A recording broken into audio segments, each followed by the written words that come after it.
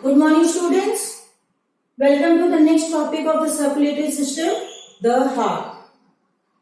Till now, we have studied about blood and the blood vessels. Today, we are going to study about the structure of heart and the terms related to heart. So, coming to heart, what is heart? Heart is a muscular organ that pumps blood throughout the body. It is centrally placed in the chest cavity and is protected by ribs. If the heart is centrally placed, then how do we feel the heartbeat on the left side? You might be wondering this. It is because when you look at the heart structure, this is your heart. The tapering end of the heart, that is the rear end, the tapering end of the heart is slightly towards the left side of your body. This tapering part which contracts and produces the heartbeat is slightly towards the left side of the body, and hence you feel the heartbeat on the left side.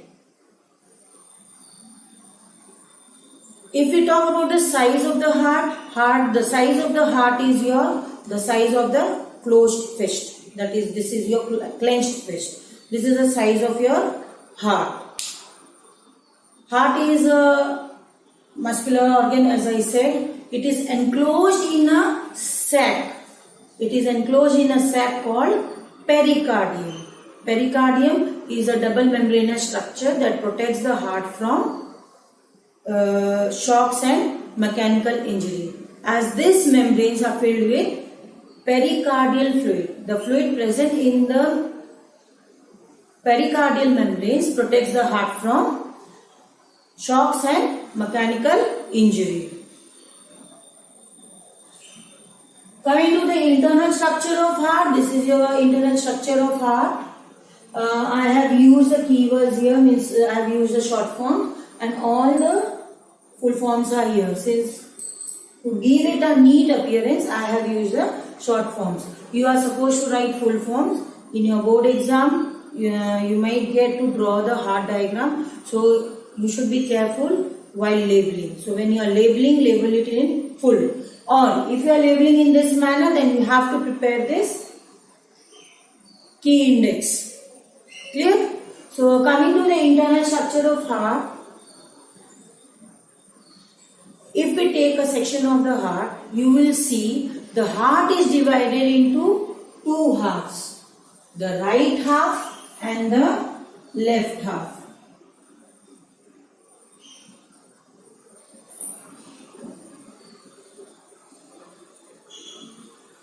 So, internally the heart is divided into two halves, the right half and the left half. Right half contains deoxygenated blood and the left half contains oxygenated blood. Each half is further divided into two chambers each. So now overall in a heart we have four chambers. That is a right auricle, right ventricle, left auricle and left ventricle. The auricles, the upper part of the heart, the upper two chambers of the heart are known as auricles. The right auricle and the left auricle. Auricles are the receiving chambers. The chambers that receives blood from the body. Whereas the lower part of the heart is called as ventricles. The lower part of the heart is known as ventricles. They are the distributing chambers sending blood out of the heart, away from heart. That is to different parts of the body. We have already seen that heart is divided into two halves. They are divided with the help of a septum. The name of the septum is, if the septum is present in between the right and left ventricle, it is known as interventricular septum. It is known as interventricular septum. The septum present between the auricle is known as interauricular septum. This septum does not allow the oxygenated blood and the deoxygenated blood to mix with each other and carry out two circulations independently. In mammals, we have two types of circulation. One is your pulmonary circulation, which includes supply of blood from heart to lungs and back to heart. And another is a systemic circulation, that is supply of blood from heart to body and back to heart. So we are going to study about these two circulation in detail when we study double circulation. So septum divides the heart into right and left halves, and the auricles, that is your receiving chamber, the upper part of the heart, the upper chambers of the heart. The auricles and the ventricles are divided or separated from each other with the help of cuspid walls. These are the walls present in the heart between auricles and ventricles. They are known as cuspid walls. The cuspid wall present on the right side is known as tricuspid wall. The wall present between right auricle and right ventricle is known as tricuspid walls because there are three walls present in that. The walls present between left auricle and the left ventricle is your bicuspid wall. Is your bicuspid wall because there are only two flaps. The function of this cuspid wall is to prevent the backflow of blood, that is from ventricles to the auricles. The function of wall is to prevent the backflow of blood. Now what happens? When the ventricles contract, this flap or this walls may jump into the auricle and just return the blood back. So to prevent that, these walls are attached to the walls of the hearts with the help of ligaments known as chordae tendineae. Chordae tendineae. So we will have this ligaments on both the sides. This ligaments holds the flaps or the cuspid walls in their position. So they are able to move only up to this place where it shuts itself. So these are known as chordae tendineae. Moving further, right auricle, the auricles, both the auricles are thin walled because the blood present in them need not require much pressure because it has to push blood only into the ventricles. So auricles are thin walled, ventricles are thick walled because it has to pump blood with lot of pressure out of the heart into the body. So ventricles are thick walled. Out of the two ventricles, that is your right ventricle and left ventricle is the largest ventricle and is the thickest. The wall of the left ventricle is the thickest. Why? Because it has to withstand a great pressure and pump blood out of the heart. Then the two arteries leaving the heart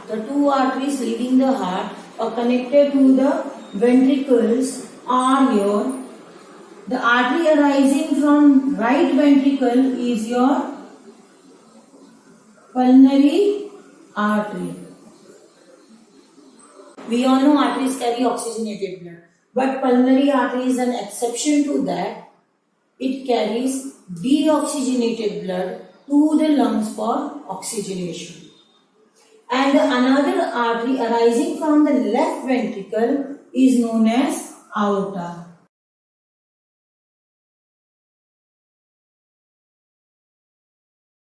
So the artery arising from the left ventricle is known as aorta. It carries oxygenated blood and supplies it throughout the body.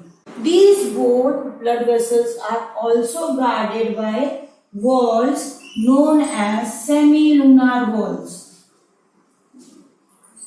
These walls are known as semilunar walls. There are three half crescent moon shaped walls guarding the backflow of blood from the arteries into the ventricles. So we have discussed aorta and pulmonary artery leaving the heart. Now let's study the blood vessels entering the heart. So there are two important blood vessels that enter the heart. One is your vena cava, that is your superior vena cava, and inferior vena cava. The superior vena cava and the inferior vena cava. These are the largest veins of your body collecting blood from different parts of the body and bringing it to right auricle. Superior vena cava brings blood from your head, neck and arms, and inferior vena cava brings blood from your thorax, abdomen and your lower limbs.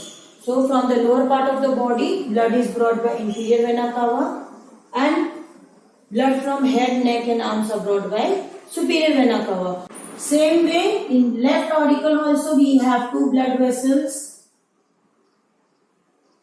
entering the heart, that is your pulmonary vein.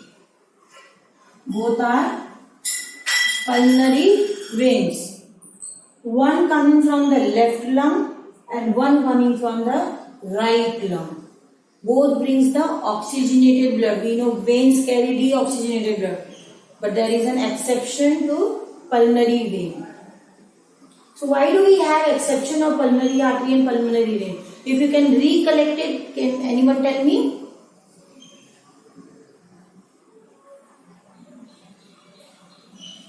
Yes, the answer is right. The definition of your artery and vein. Arteries are those vessels which leaves the heart. And there is one major artery called aorta which carries oxygenated blood and supplies throughout the body. So wherever this aorta branches, it branches as arteries only. So all the arteries have oxygenated blood except for pulmonary artery, which leaves the heart but goes to lungs. Same way, all the veins that brings blood to the heart, deoxygenated blood to the heart, are from the body part. But the veins which bring oxygenated blood to the heart is from the lungs. So this vein is entering the heart. Arteries move away from heart, veins move towards the heart. So these two pulmonary veins bring oxygenated blood to the heart and then it is pumped out to be sent to the different parts of the body. This is all about the internal structure of heart. Apart from these four blood vessels, if we go to there are two more important blood vessels, that is coronary artery and coronary vein. But they are present on the outer walls of the heart. They are present on the outer walls of the heart. Now what is the function of coronary artery and coronary vein? We know heart is filled with blood, but it cannot use the oxygen present in them for itself. So heart muscles require energy and that energy is provided by coronary arteries. That oxygen is provided to heart muscles by coronary artery. So once the oxygen is diffused and the carbon dioxide is diffused back into the blood vessel, now they will collectively form coronary veins. And all the coronary veins will open into the right auricle as coronary sinus. The blood vessel of the heart muscles that open into the right auricle is your coronary sinus. So these are the 6 important blood vessels related to heart, that is entering, leaving and supplying blood to the heart muscles. So let's begin with the working of the heart. How does the heart work and pumps blood? For this we are going to make use of color pens. Whenever you are showing circulation, there should be some indications differentiating the oxygenated blood and the deoxygenated blood. So whenever we have to represent deoxygenated blood, we use blue color, and whenever we have to talk about oxygenated blood, we use red color. So I am going to use the same red color and blue color to show you the circulation. Beginning with blood entering the heart. So vena cava, that is your superior vena cava and inferior vena cava, brings blood to the right auricle. From the right auricle, blood enters the right ventricle. From the right ventricle, blood enters the pulmonary artery, and then from pulmonary artery it will go to lungs for oxygenation. So blood entering the heart, moving to right ventricle to pulmonary artery, and then to lungs. From the lungs, the blood is collected in the left auricle through pulmonary veins. So from both the lungs, two pulmonary veins open into the left auricle and brings the oxygenated blood. From the left auricle, the blood will enter the left ventricle, and from left ventricle, the blood will enter the aorta. And from aorta, the blood will go to body to supply the oxygen to every cell of the body. So this is a simple working of heart.